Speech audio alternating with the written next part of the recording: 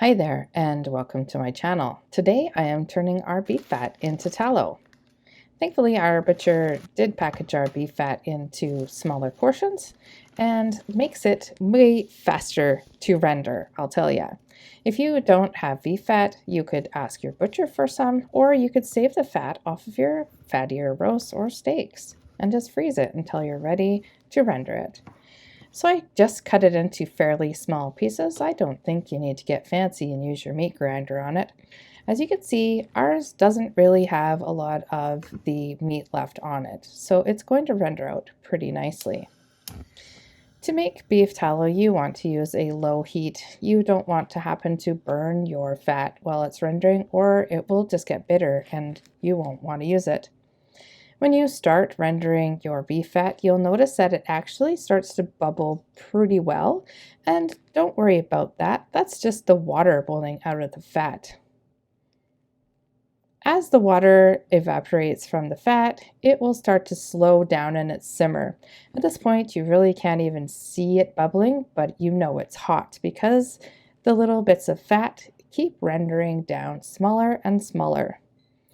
Because my batch was so small, it only took a couple of hours for this to render, and very carefully strain your beef cracklings that are left from the hot oil because it is dangerously hot and it will stick to you because it's kind of, well, super oily. These are called beef cracklings and you can eat them. It's not something that we really enjoy because it just feels like it leaves too much grease in our mouth, but you certainly give it a whirl.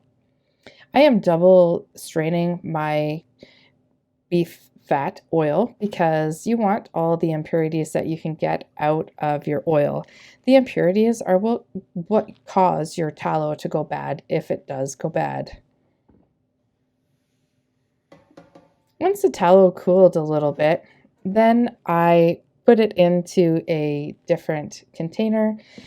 Small mini muffin pans or loaf pans, mini loaf pans will work really good for this because then you have it in like just the perfect size. But I just used a loaf pan this time. I just lined it with wax paper and it did sort of sneak in behind the corners of the wax paper, but it sealed up right away, and then that wasn't a problem. The wax paper came off without any trouble at all.